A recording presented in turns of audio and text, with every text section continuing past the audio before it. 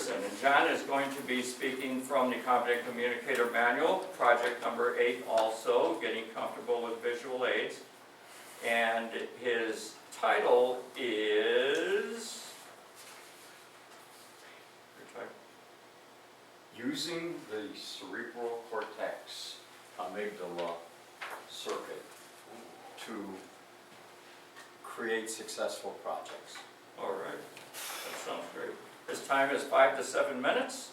Please help me welcome Mr. John Anderson. Thank you, Sir.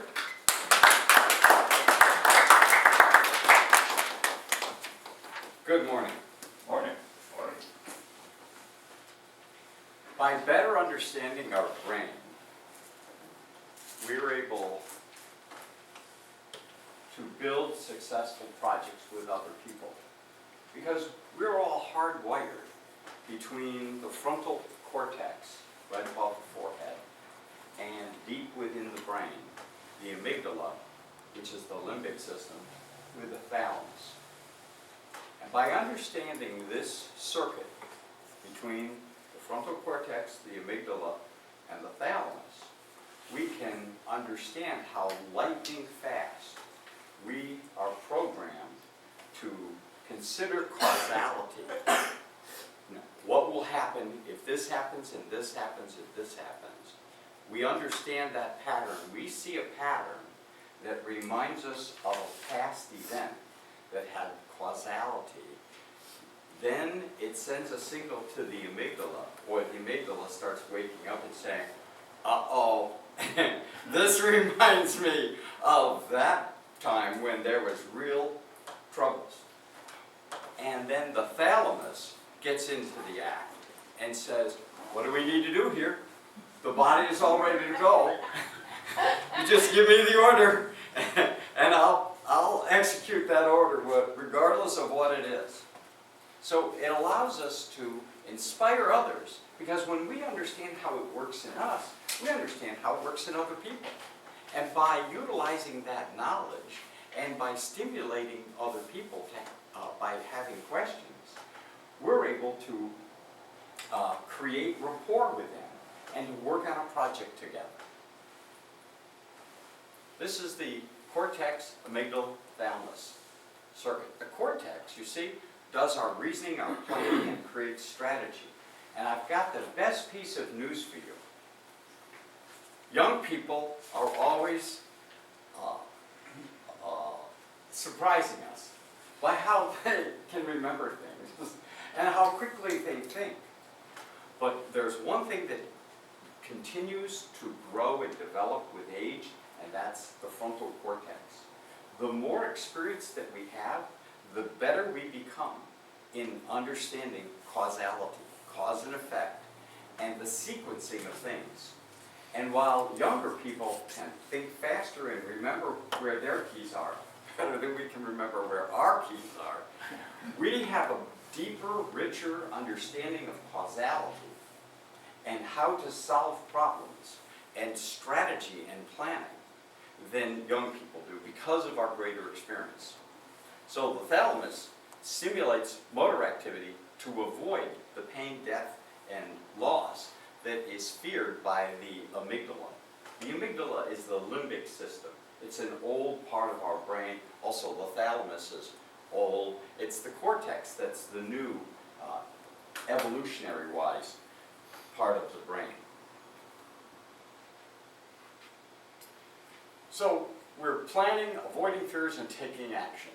And here it refers to the neocortex, which is a very thin layer. It's about 1/4 of an inch thick of neurons that is pretty much, well, the frontal part is the strategy. The back part is visualization. It's like a theater screen at the back of our mind, the back of our brain. So the midbrain is the limbic area, and the crocodile brain is the brainstem and the thalamus. The thalamus interacts with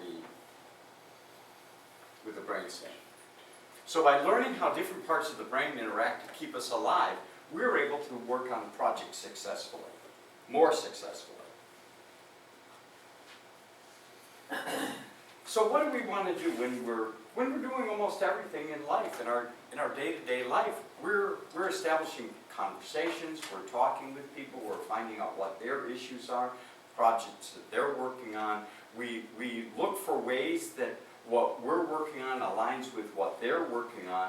And in management, when we're able to inspire a team of people by understanding what their individual goals and needs are, and then showing them how in the company that what the mission and the vision of a company is, then we create internal inspiration where a person is motivated by internal desire and not external motivation of money or prestige.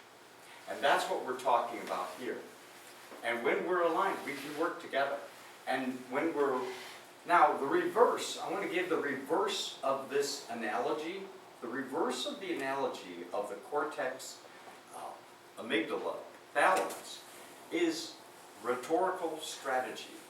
That's when you're seeing it working in someone else.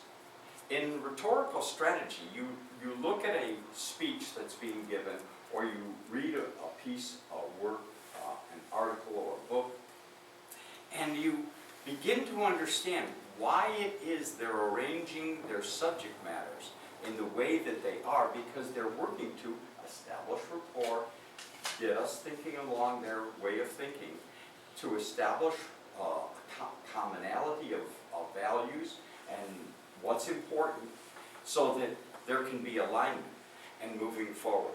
So rhetorical analysis is studying how our talks motivate others. So these are like two sides of a coin. You've got the brain organization on the one hand, and then you've got looking at written material on the other. We work together to look for ways that we can have common objectives so that we can align what the vision and the mission of an organization is with what the goals and of the individuals are that are participating on the team. Now, Alvin Toffler in the 1980s introduced the term prosumer in Future Shock. And a prosumer is a customer who has become so aligned with the product or the service that they see a way they can be involved. They're not just an objective observer. They get involved in the project itself, and they become zealots for a brand. So when you're giving a speech and you're talking with your audience, you have to know who they are and what is it that your audience is craving. Lastly, create a feedback loop that you're able to stimulate other people, inspire other people. They're able to communicate with you about what's important to them, and then you can meet that need by the way that your product or service is designed and developed. Thank you very much.